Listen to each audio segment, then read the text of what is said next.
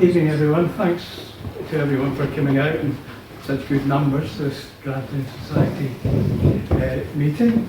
My friend Robert Clark, or Rob A. Clark is a literary name, which he got completely by accident. It's another story. It's going to give a talk on football history in Grantown Bay up until the end of World War II, 1945. And so it will be very interesting. I've seen some of his notes and slides, and no one better to talk about it than Rob, who's done an immense amount of research on behalf of all the football teams he's been involved in Grantown. And we have a display here with some later photographs as well, and some caps that Rob will tell you about afterwards. So enjoy, and I think with that we'll just turn it over to Rob. Ladies and gentlemen, welcome to tonight's talk on the history of football in Grantown Bay up until 1945. I'm going to begin tonight's talk with a question for you all. What's the name of the football pitch you most associate with Grantown Bay? Seafield Park. Seafield Park. Black Park. Black Park. Well, there you go. Tom, you got that wrong. Okay. I guess someone was going to I guess someone in the crowd would say Black Park. So I'll talk a question. Okay. Why is football commonly played on the Black Park? Well, this year being 2023, let me take you back 156 years.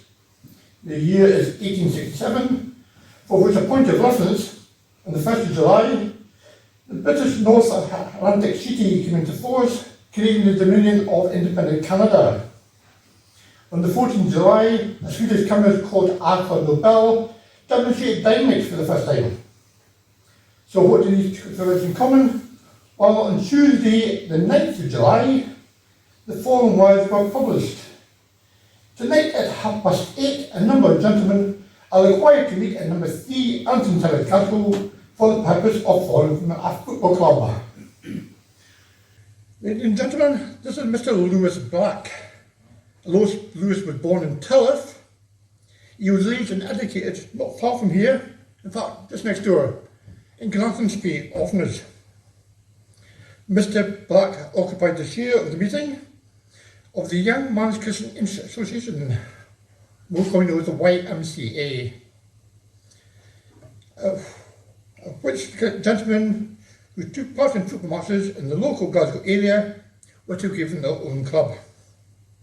Going by the reports, much was made of the debate, including the proposed name.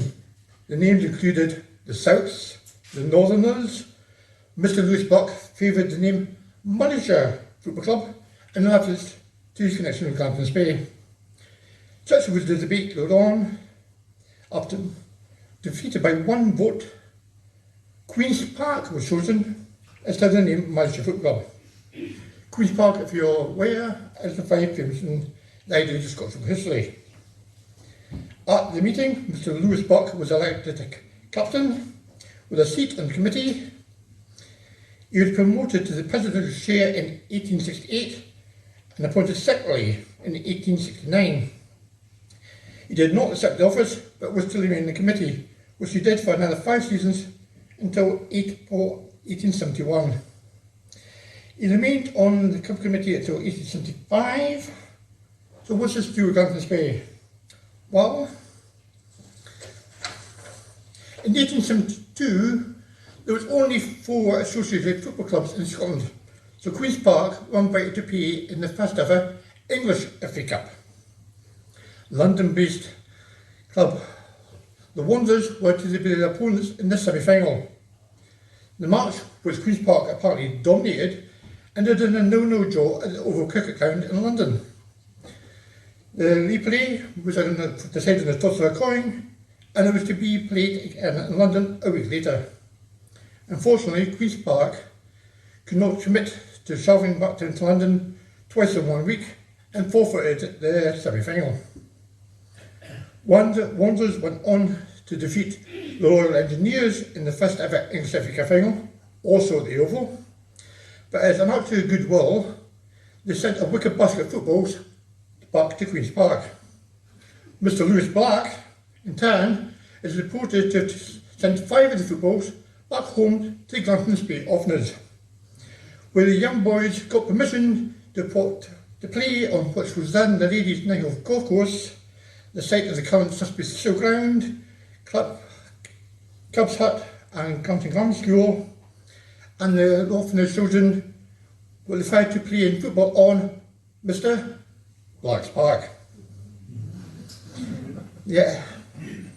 Moving on, the earliest reference I could find to organise football rather than the Grantown Spade football team was in the publication The Elgin and Cornet Courier, with a letter published dated the 1st of April 1879 from a moniker, Fair Play. The letter requested a collection from the article of the previous week from a match between Abernethy and Grantown. The letter highlighted the fact that the Abernethy team consisted of local boys who just happened to be at the ground, while the Grantown team was likely organised, number of players totaling 40 individuals from Inverness who had been practising all winter. The letter went on to pass judgment on the football reporter, something I know very well, for the use of the phrase "a complete victory." For Grantown, when in fact it was only 1 goal in each half and Grantown won the match 2-0. This was followed up by a further article also in the Elgin Cornet Courier, published on the 13th of May 1879, when a grand ball was held for the first successful season of Grantown Football Club. This of course means that Grantown Football Club were formed in 1878, the same years as Adrians, Arbroath, you were in England, same years, Everton Football Club. There was also a club formed called Newton Heath Learman. Does anybody know who Newton Heath Learman turned into 5 years later? Manchester United. Manchester United. Yeah. 1870 also served for another milestone in white football history. When the Barnwell Lane, Sheffield, the world's first ever game under floodlights took place between the Sheffield Association and a selection of local clubs. This plaque shows on the main stand at Anthony's Gate, and many thanks to Sheffield United club historian Mr. Matthew Young, who took this photo for me during lockdown. There's an interesting fact about floodlights which connects back to Sussex Thistle, is that I believe the only senior club who have floodlights directly behind the goals. I believe this is to avoid interference with the golf club and tennis court. My research then me to discovering a story about this under here. This is Malcolm James Eden Fraser, 1860 to 1886. He was one of the most celebrated Scottish footballers of the Victorian era before his premature death. Eden, as he was called during his lifetime, although born in Ottawa, Canada, has a connection because his father John was once the priest in the Native Free Church in Woodhead Avenue. And Mr. Eden was named after Dr. John Eden, a professor of biblical literature. 2 years later, young John and his family came back to Scotland and congregated for a congregation in the Gorbals area. Young Eden started out at Keyland Football Club, and at the age of 18, he was invited to join Queen's Park, where he won the first of his 5 cups for Scotland against Wales in 1880. On the 27th of March, the Scotland won 5-1. His second match for Scotland is worthy of note. On the 11th of March 1882, again at Hampden in a 5-1 victory against the Old Enemy, England. This match is still subject to a famous war mural at the Hampton Bowling Club, as shown here. Oops, yeah. Yeah. That's still there. Yeah. In this match, Scotland wore these shirts. These shirts are blue and white hoops. Actually belong to Edinburgh Academicals Rugby Club, with the addition of a gold lined lampant band. I was able to get in touch with Edinburgh Academicals recently via social media, and they were able to provide me with this photo. Eden Fraser is shown on the right, next to his teammate, Mr. Andrew Watson. That's in the top right. It's on the shoulder of the gentleman's seat. Yeah. However, any historians amongst you will know Scotland's regular colours during this time were rugby colours of yellow and pink. So it is not recorded why Scotland wore in the blue and white, but what is recorded, it is possibly the first ever instance in world football history of a changed colours. No wonder. Yeah. Eden Fraser's teammate at both Queen's Park and Scotland, as is referred to, was Mr. Andrew Watson. Andrew Watson was the first famous black footballer in Scottish football and the subject of a recent documentary on BBC Scotland. Moving on. The first actual football match I could report with reference to a Grantown Football Club I could chase was from the Aberdeen Press and Journal dated the 14th of December 1880.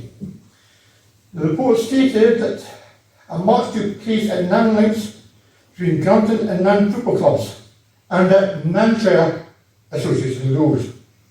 Nanshire Association rules was 60 men aside, 4 periods of 20 minutes, no change of ends, which resulted in Nan winning the game by 2-0. It was further reported that during the whole game, Nan, greatly assisted by a north-east wind, kept the Grantown club in the half for the entire match. Things don't change, really, don't they?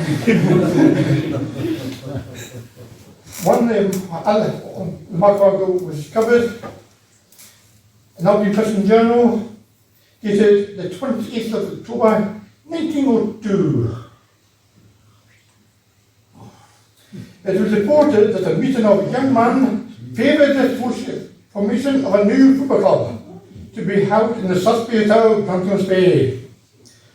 On the previous Saturday, the 25th of October, there was a good attendance and they agreed to form the name Sussex Thistle Football Club. Okay. The office bearers elected were Captain W. Cowie, Vice Captain A. Bain, Secretary R. Cruikshank, Treasurer G. Grant, and a management committee.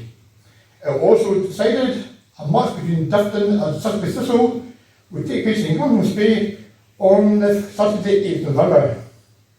However, no record of this match could be traced, and Sussex Thistle's name disappeared from all reports for the next 91 years. On to season 1910-1911. By that time, Grantown Football Club has changed their name to Grantown-on-Spey Athletic Football Club. They had taken part in the first season in the Scottish Junior Football Association.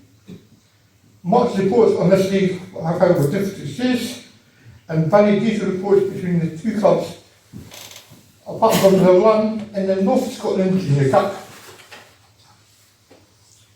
Grantown-on-Spey Athletic were drawn home in the first round of the competition against Canusie, but the visitors clutched the fixture and Grantown-on-Spey Athletic were given a walkover into the quarter-final.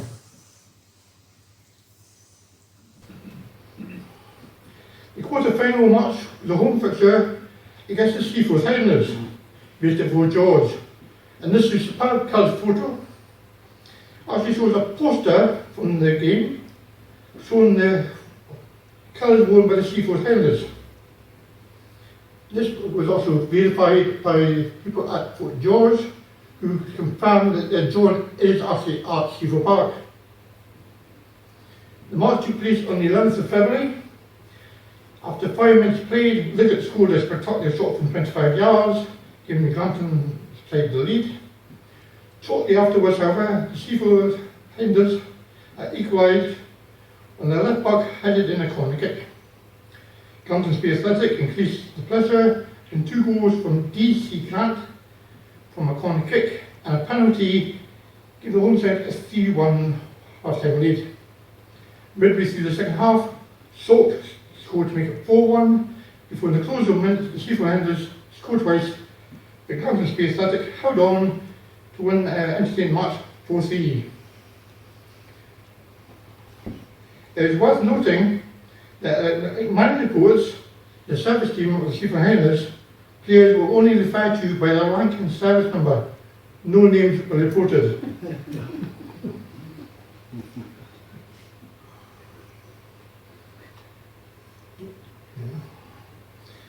On Saturday the 4th of March, Grantown Spear Athletic played the semi-final at home against Gospey Sutherland. The match was reported to be played in front of a large crowd who braved the showers of sleet throughout the game. Grantown Spear Athletic took the lead in the quarter-final with 5 minutes played through Stewart. They were holding out until midway through the second half when an unfortunate accident happened to goalkeeper Templeton, who fell and hit his knee. Though crippled, he carried on, but shortly afterwards, Matheson scored the goal for Gospey Sutherland, and although the visitors were intense pressure, the match finished 1-1. The replay date of the 18th of March was set, but there was one major issue. Grantown Spear Athletic informed Gospey they could not afford the cost of season tickets to get to Gospey.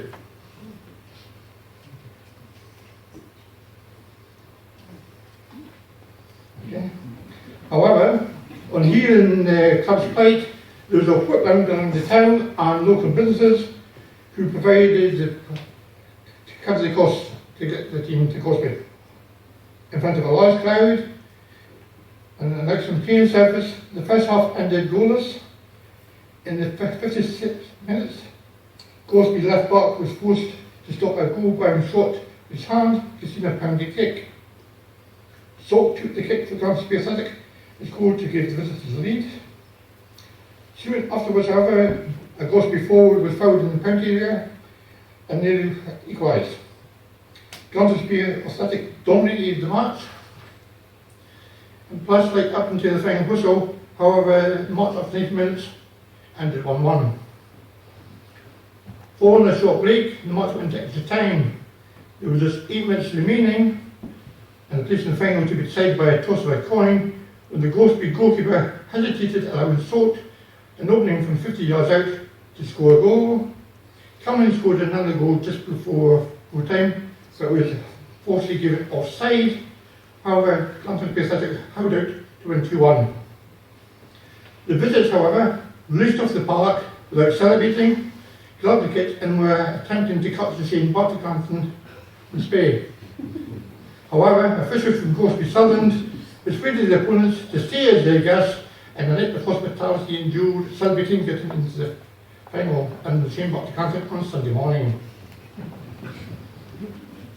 In the weeks leading up to the final against Inverness Little Seconds at Inverness Captain's Ground at Country Park, regular advertisements appeared in the Sussex Herald and the Grantown Advertiser for a cup final special ticket was supported going to the match were given half-price fare as long as they took no hand luggage.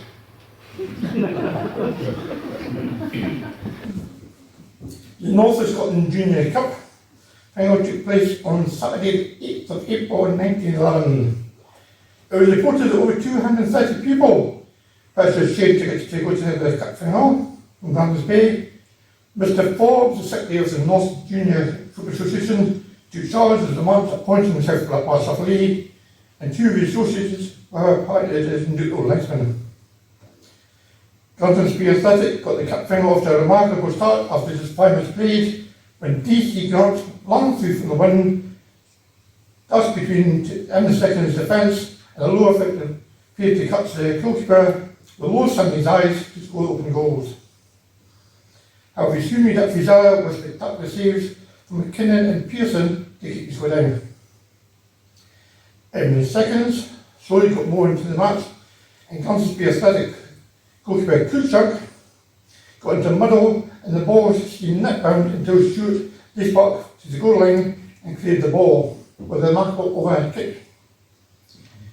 Just before half-time, Kansas Bay Athletic semi-final replay hero Salt saw a penalty kick saved by Thistle keeper Main. During the second half, Kansas defence was one on top and prevented more than equal to anything Thistle forwards could muster.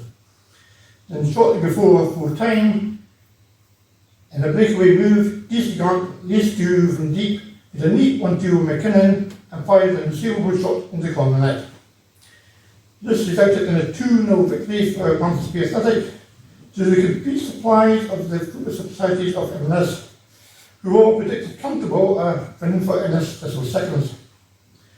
The president of Inverness, Captain Curran, presented the trophy in badges to the winning team, congratulating them on winning a fine display of football in the first entrance into junior football. For a matter of interest, I have recently contacted the Football Museum at Hampden, and they think this trophy might be in the vaults along with another 70 trophies. I've been invited down to Hampden to find the trophy. If I do find it, I've been given permission to take it back to Spain. And I hope to do so in the near future. A small crowd of those who could not attend the match gathered at the post office in Grantown, Spain, where a telegram was received of the score with loud cheers. The young boys of Grantown, Spain, unable to make the train journey, were sent running through the town with enthusiastic, spreading the news of Grantown victory. The trophy was taken to the shop of wholehearted supporter Mr. R.S. Ross to put on public display.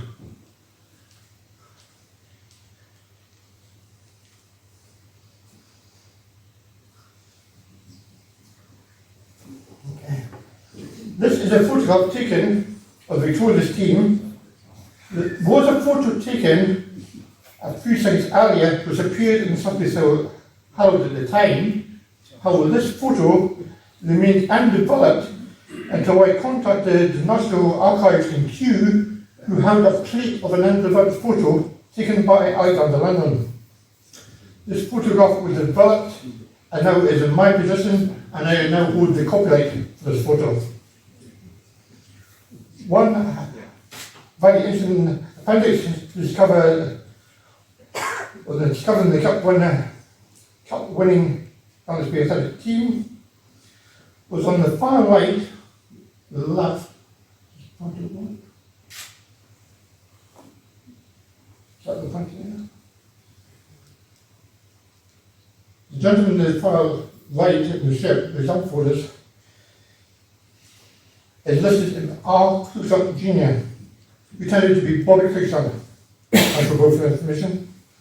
It's a name not really associated with football, but if you're a golf fanatic, I'm sure you know who Bobby Cruikshank is. Bobby Cruikshank's family also provided later on a cap for Grantown Foot Club, which have dominated a few times. Which name was? Yeah. The Cruikshank Cup? Yep. Yep. Yeah. Quite a few times. Yeah. Yeah. Following the outbreak of World War I in 1914,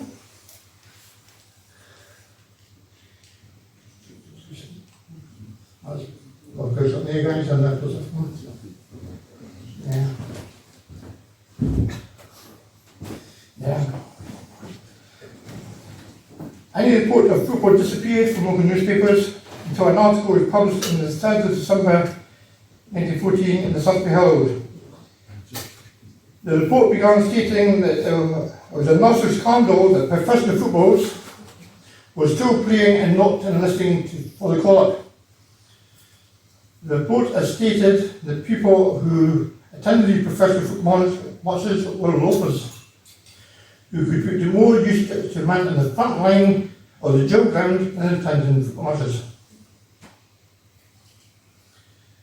However, the Scottish Football Association described football as a nasty escape and has decided that football should continue and soldiers who were listed to various camps could continue playing.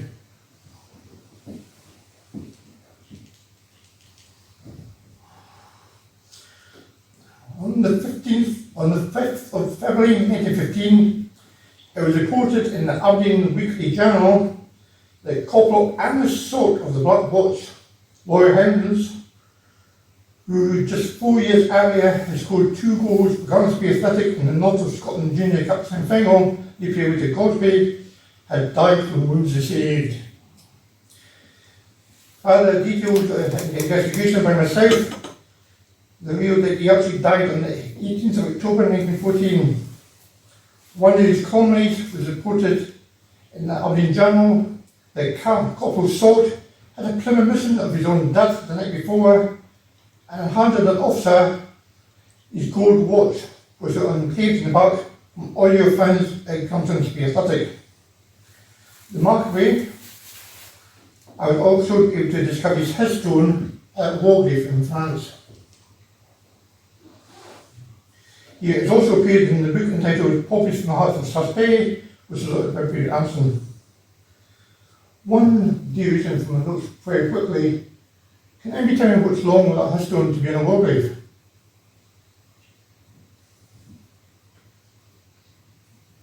No? It wasn't during the war. No.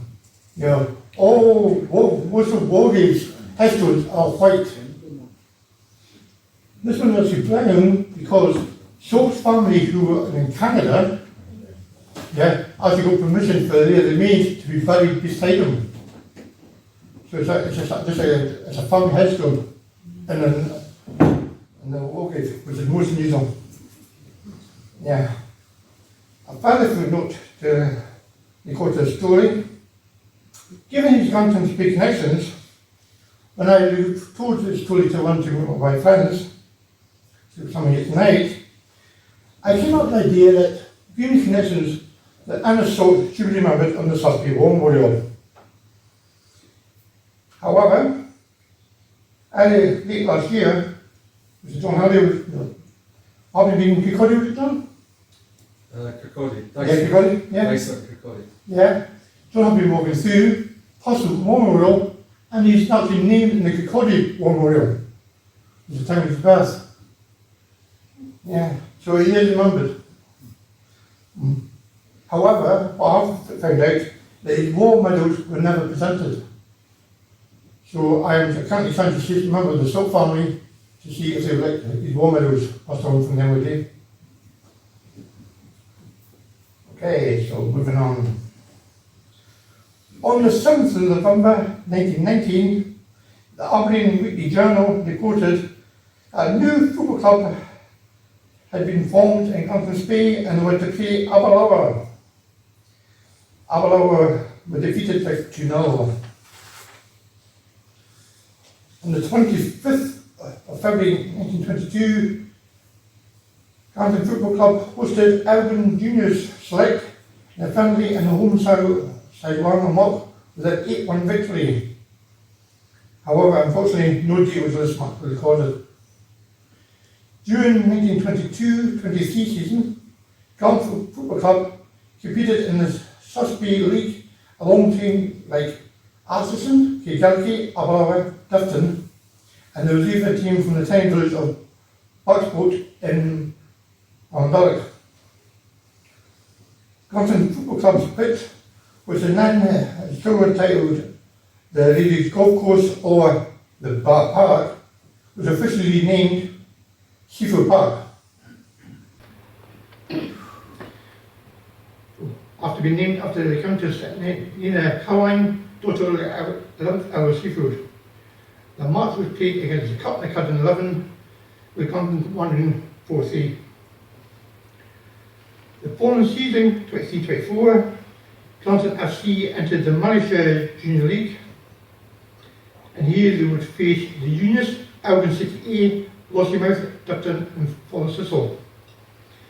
Grantown could not have asked for a more tougher start to the new junior season, where match against the reigning league champions, Forest.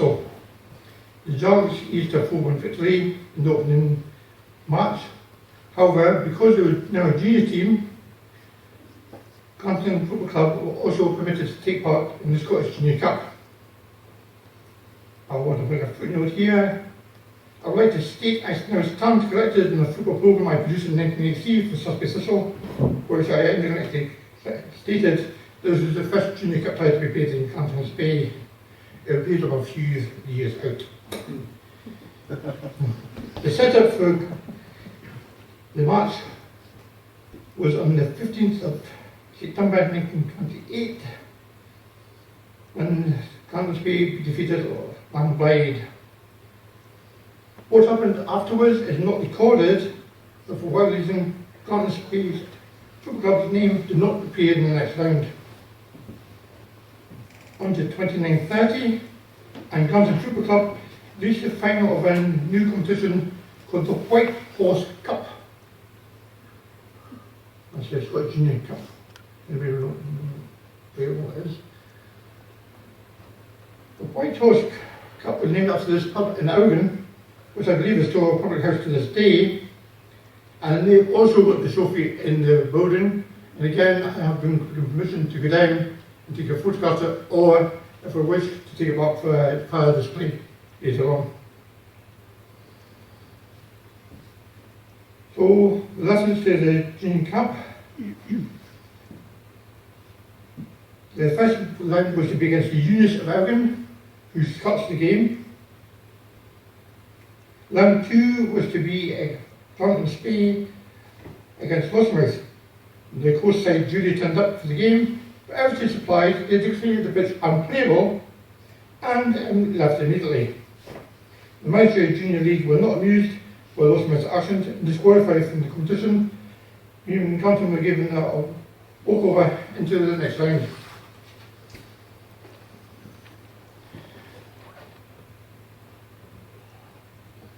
The final was played on the 12th of April in Elgin, and so Grantown must have underdogs to defeat league champions again, like Forest, who had previously beaten 4-1.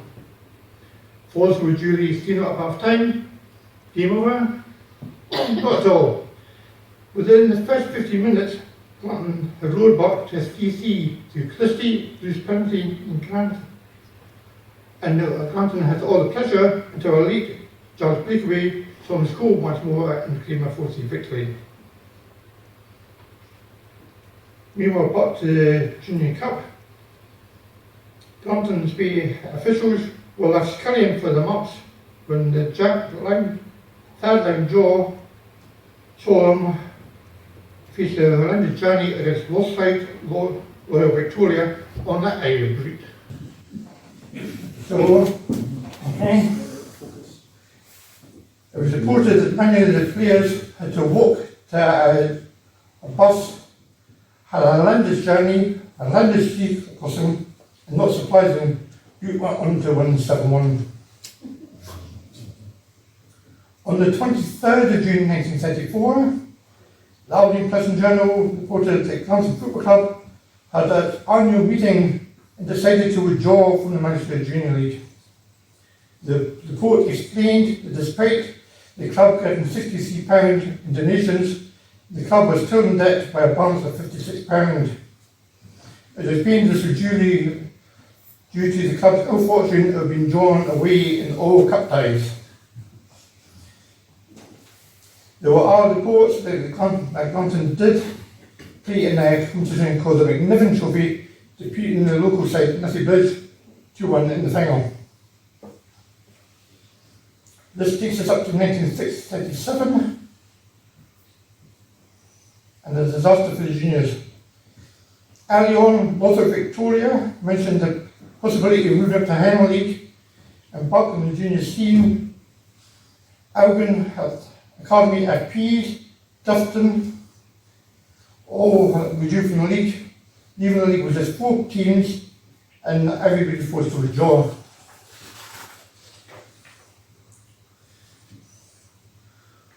By this time, 37, 38, they come around. The club had again changed its name from Grantown Football Club to Grantown Football Club. No reason was given, and it was played in the more local Susby Amateur League.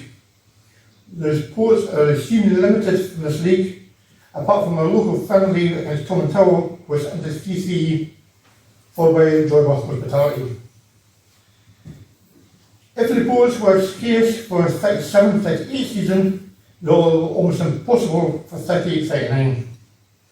In fact, if you go to near the end of the season, there's only the footnote, the Grantown Space Athletic had forfeited the game in the semi-finals of the whole cup against Dufton, because they had to play Dufton the following day against Loftus, and then they got final. Why Grant were forced to play twice in 2 games? Officially I couldn't say, but I've since found out that Dufton had 2 football teams. It was a Dufton Football Club and a Dufton Distillery Football Club.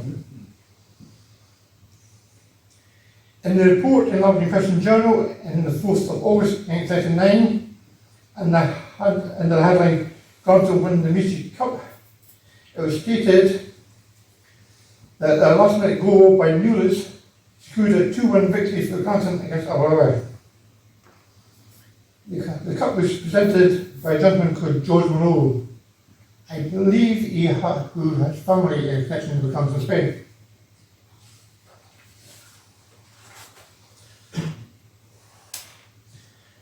It's also notable that unlike the First World War, when the Scottish Football League allowed football to continue, all football was immediately stopped on the 13th September, and no official matches were to take place until the following season, 46-47. However, they are recorded of war regional matches, and I'll be able to discover any matches that took place on Steeple Park, Oliver Ford, a Grantown team. Going through newspaper articles during the war years, you can help how be moved by the daily reports of deaths of active servicemen. Now and again a name would come up from Grantown Spain or a football connection. And I think it's a tribute to them all that we should always remember them. Or the saying goes through the leading cycles, lest we forget. Before I end my position, I'd like to take advantage of you all being present, yet to 1, make an appeal, and 2, to bring you up to date with some information. 1, in the early 1940s to the late 1950s, Grantown Spain 24th Limerick Camp had a notable successful football team. None more so in 1955 when they won the league championship and all trophies. However, I've only been discovered to have one very poor quality photo of Grantown Spain Limerick football team, and I'd be extremely grateful if anybody had any photographs I could borrow before the publication of my book. But leads me on to point 2. Only last week, I had a very successful meeting with Mr. Bo Thompson of Thompson Partnership, who's also Secretary of Inverleigh Local Club, and he has agreed that his firm will publish a copy of 250 copies of my book, usual price £12.50. I have to get a final draft to him in May. You come back with me in a printed draft in mid-June, and all be well, the book will be published by late July, early August, in time for Sub Official's 30th season in August. Thank you very much.